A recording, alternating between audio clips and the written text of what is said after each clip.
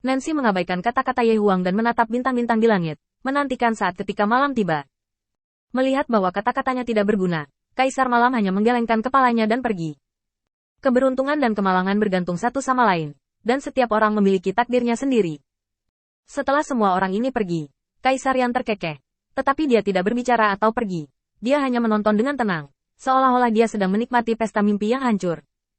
Di antara 4 kaisar, Kaisar Salju Nancy peringkat kedua dalam kekuatan, tetapi Yan Huang menganggapnya sebagai tujuannya untuk merebut sumber daya. Ini bukan keputusan acak. Kaisar Salju Nancy terlalu dingin, tidak peduli apakah itu di 4 kaisar hubungan masih ada. Di antara yang terhormat, dia adalah yang terlemah. Setelah berdiri di sini untuk waktu yang lama, Kaisar Yan berbalik dan pergi. Saya membujuk Anda. Terserah Anda apakah Anda mendengarkan atau tidak. Penampilan mendadak ini lebih seperti pertunjukan setelah kemenangan. Sejak Kaisar Ming sebelumnya bermaksud untuk menyatukan mereka, Kaisar Yan merasa bahwa semua rencananya akan dibatalkan.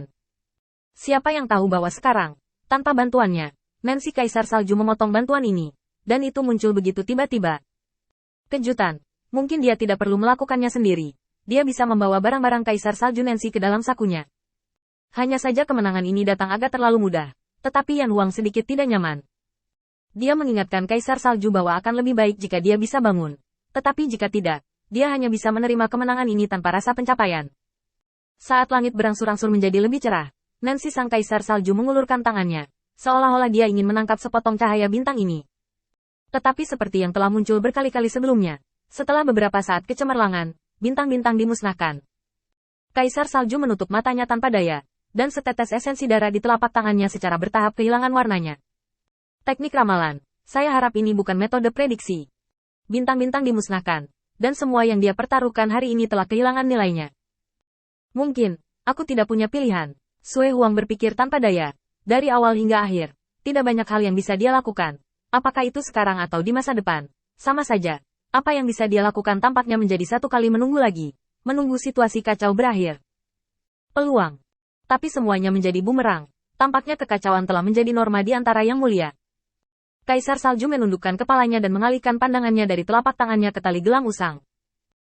Kamu mengatakan bahwa ketika kamu mendapatkan kembali kekuatanmu, kamu pasti akan kembali untuk membantuku dan memenuhi keinginanku. Bisakah aku menunggumu?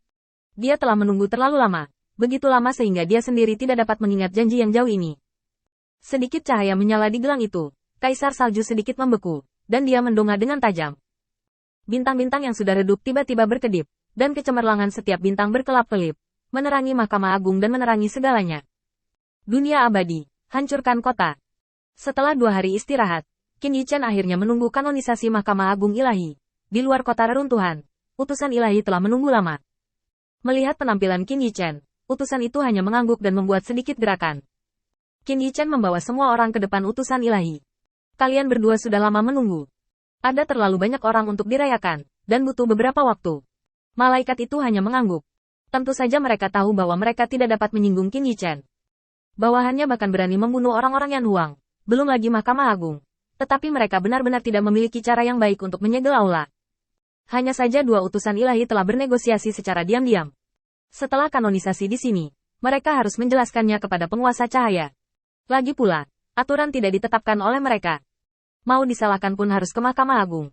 Mereka hanya menjalankan tugas dan memiliki pemahaman yang sangat jelas tentang identitas mereka sendiri.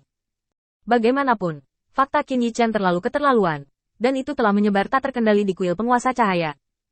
Lord of Light tidak akan melakukannya, tetapi para pengikutnya akan melakukannya dengan santai, yang telah menjadi konsensus para dewa. Memikirkan bawahan Yan Huang, mereka semua adalah elit teratas, dan mereka semua binasa di kuil penguasa cahaya, belum lagi mereka. Berkeliaran di tepi hidup dan mati. Mereka bahkan tidak bisa mengenali identitas mereka. Setelah ragu-ragu, kedua utusan surgawi itu beralih ke kota reruntuhan.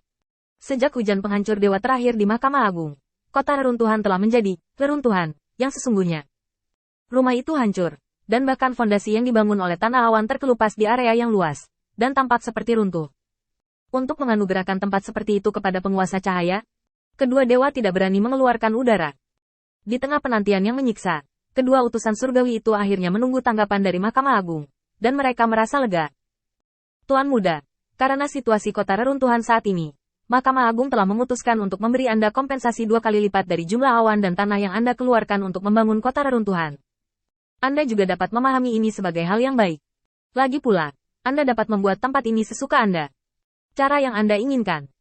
Kedua utusan ilahi berbicara dengan hati-hati, dan dari waktu ke waktu mereka melirik reaksi orang-orang percaya di kuil utama, karena takut elemen-elemen yang mudah tersinggung ini akan bergerak.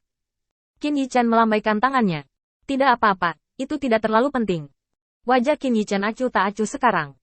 Setelah beberapa etiket disederhanakan hingga ekstrim, Qin Yichen secara resmi memiliki kepemilikan kota reruntuhan, yang merupakan sistem turun-temurun. Begitu hak ini diberikan, bahkan Mahkamah Agung tidak memenuhi syarat untuk mengambilnya. Ini setara dengan mengakui status Qin Yichen di Mahkamah Agung. Bahkan jika itu hanya sebagian, ini adalah perubahan besar. Qin Yichen menyelesaikan etiket sesuai aturan, dan kemudian mengumumkan perjamuan untuk menghibur Master Kota Terapung yang datang untuk merayakannya. Dikatakan sebagai perayaan, pada kenyataannya, penguasa Kota Terapung ini tahu bagaimana situasinya. Mereka sekarang mengandalkan awan dan tanah kuil penguasa cahaya, dan mereka memiliki permintaan dari orang lain. Mereka sudah lebih rendah dari kuil penguasa cahaya, tetapi tidak ada yang tidak membuka mata. Qin Yichen tidak bisa mengatakan betapa bahagianya dia ketika dia secara resmi memperoleh identitas penguasa kota-kota reruntuhan. Bergabung dengan kuil penguasa cahaya saat ini juga merupakan semacam pengekangan dalam arti tertentu. Di masa depan, jika dia ingin mengangkat meja, dia tidak bisa begitu saja. Setelah proses ini, terlambat dalam sekejap mata, dan sekelompok penguasa kota terapung, yang dipimpin oleh Qin Yichen, datang ke kedalaman Xuanshan.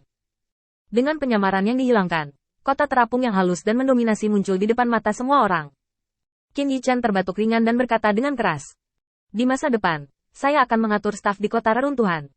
Jika Anda memiliki pertanyaan, datang saja ke sini untuk menanganinya. Bagaimanapun, wilayah Bintang Changlan adalah base camp kuil Dewa Cahaya, dan Qin Yichen masih tidak ingin membiarkan terlalu banyak orang datang dan pergi sesuka hati. Sekarang identitasnya nyaman dan tempatnya tersedia, Qin Yichen secara alami akan mengurus hal-hal ini. Ayo, aku akan membawamu berkeliling ke dalam.